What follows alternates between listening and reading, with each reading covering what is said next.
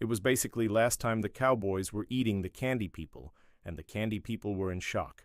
So the government sent out the special forces to execute the cowboys, but they had underestimated them, which wasn't a good idea. So now it's the next day. The sun is shining, birds are tweeting, and the cows are mooing. You know, just another typical day on the range. But wait, something's different. The candy people have risen up and they're ready for revenge. Our story begins with a bang as a candy man rides into town on a horse made of pure chocolate. His name is Johnny, and he's got a score to settle with the cowboys who tried to eat his people. He's got a 6-pack of candy canes strapped to his back, and he ain't afraid to use them.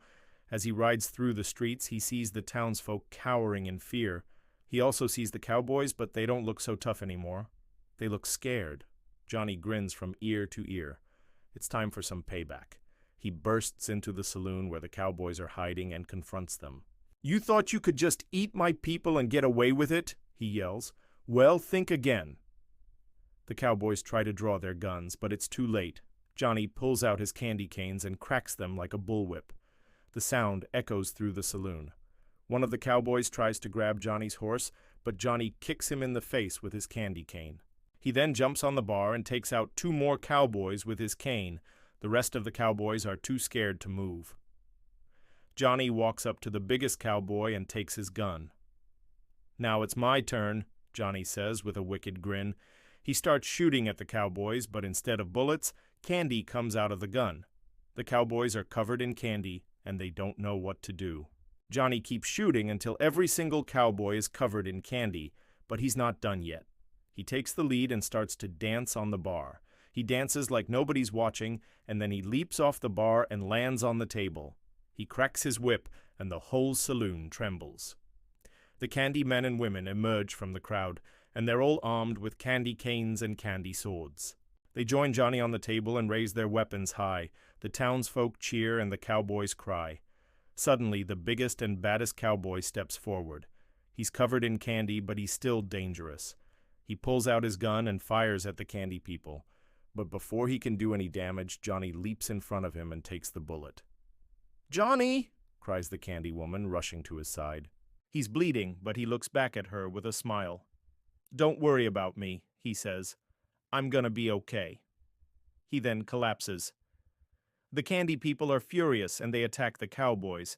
They beat them with their candy canes and swords, and soon the cowboys are nothing but candy wrappers on the ground. The candy people celebrate their victory, but Johnny's still hurt. The candy woman kneels down beside him and takes off his jacket. She sees that he's badly wounded. "We need to get him out of here," she says. "I know just the place." She helps Johnny onto his horse, and they ride out of town together. As the sun sets, Johnny and the candy woman reach a small cabin. She helps him inside, and they make a fire. "Thank you," Johnny whispers, "for saving me." He then passes out. The candy woman stays by Johnny's side all night. She doesn't want him to be alone. In the morning, when the sun rises, Johnny wakes up and he's feeling better. The candy woman smiles at him and says, "Get some rest, Johnny. You've earned it."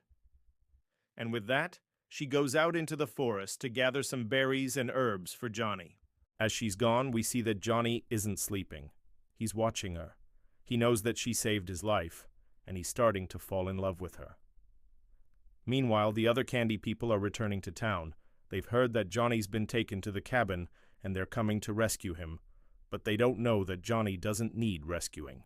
As they approach the cabin, they see Johnny and the candy woman walking out. The candy woman sees the others and smiles. "I have some good news," she says. "Johnny's feeling better." The other candy people cheer, but Johnny just stands there awkwardly. He doesn't know what to say. The candy woman puts her hand on his arm and says, "Come on, Johnny, let's go home." And as they walk away together, we can see that the other candy people are staring at them. They know that something's going on between Johnny and the candy woman, but they don't know what it is. And that's the end of our story.